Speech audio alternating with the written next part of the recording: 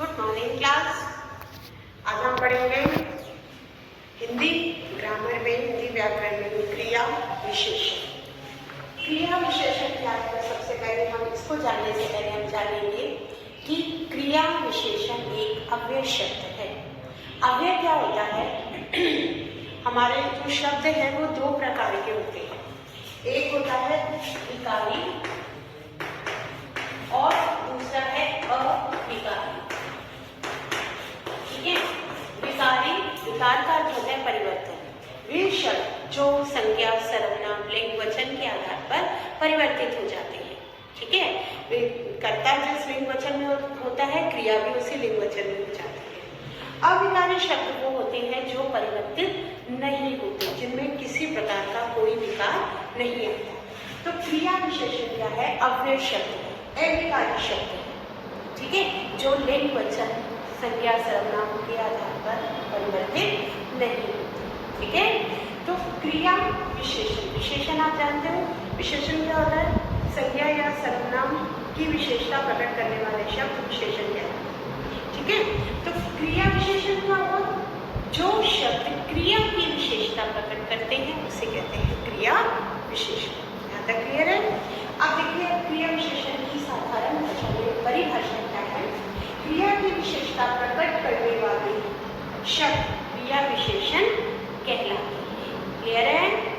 अब देखिए ये क्रिया विशेषण कितने प्रकार का होता है। क्रिया विशेषण के भेद, पहला है रीति वाचक क्रिया विशेषण। ठीक है, दूसरा है स्थानवाचक क्रिया विशेषण। तीसरा काल वाचक क्रिया विशेषण और चौथा है परिमाण वाचक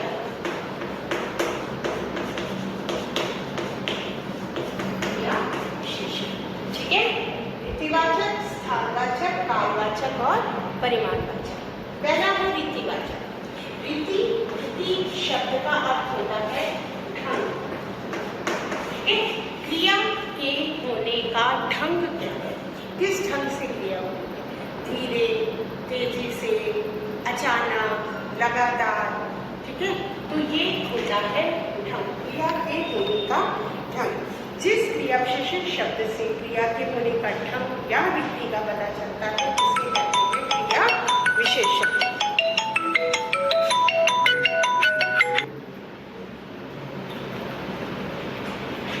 तो समझ आया बच्चों कि जिस क्रिया विशेषण शब्द से क्रिया के होने का ढंग या रीति का पता चलता है उसे कहते हैं रीतिवाचक क्रिया विशेषण।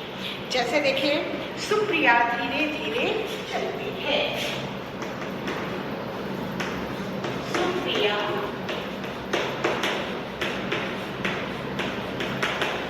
धीरे धीरे चलती है। अब इस वाक्य में देखिए, सुप्रिया को हम बदल सकते हैं। लिंग है, इसलिए सुप्रिया की जगह हम मोहन लगा देंगे तो चलने की जगह चलता है हो जाएगा। लेकिन धीरे धीरे ये शब्द ऐसा है जो परिवर्तित नहीं होता। और ये क्या है? ये क्रिया है, क्रिया के होने का ढंग बता रहा है। क्रिया किस प्रकार से हो रही है, क्रिया कैसे हो रही है? धीरे धीरे।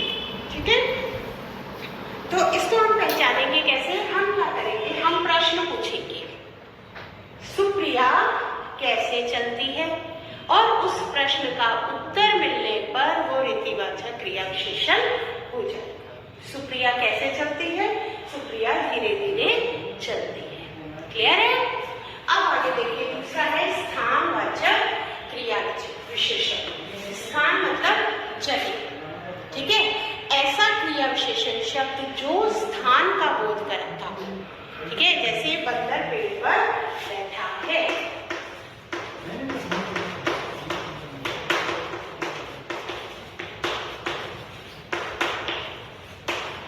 ठीक है, अब बंदर और बैठा है ये परिवर्तित हो सकते हैं, लेकिन पेड़ पर नहीं परिवर्तित हो सकता, इसको हम बदल नहीं सकते।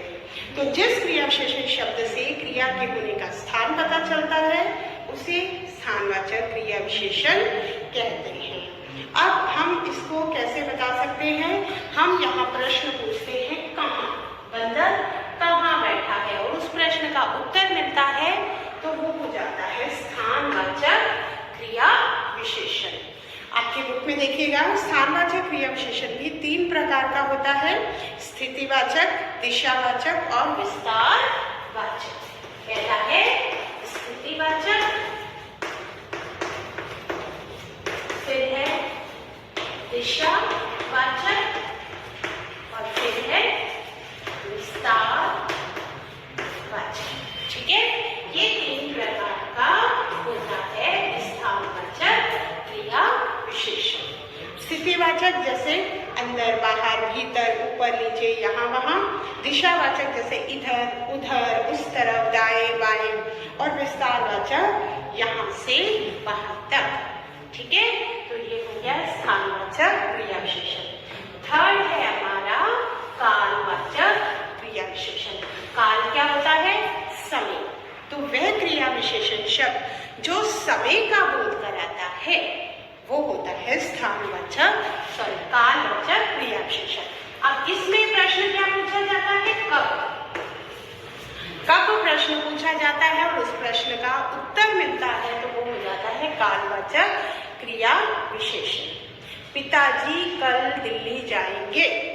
ठीक है, ये लिखा मैंने, पिताजी कल दिल्ली जाएंगे। ठीक है, अब यहाँ पर पिताजी और जाएंगे, दिल्ली जाएंगे तो हो जाएगा, चेंज हो जाएगा, लेकिन कल शब्द जो है वो नहीं बदलेगा।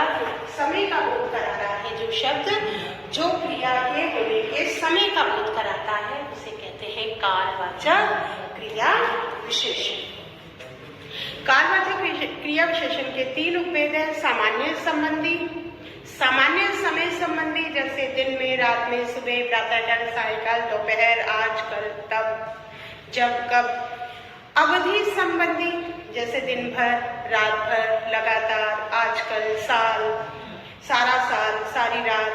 ठीक है, बारंबारता संबंधी जैसे बार बार, बहुधा, अक्सर, प्रतिदिन, प्रतिमाह, कई बार। ठीक है, ये हो गया कालवाचक क्रिया विशेषण।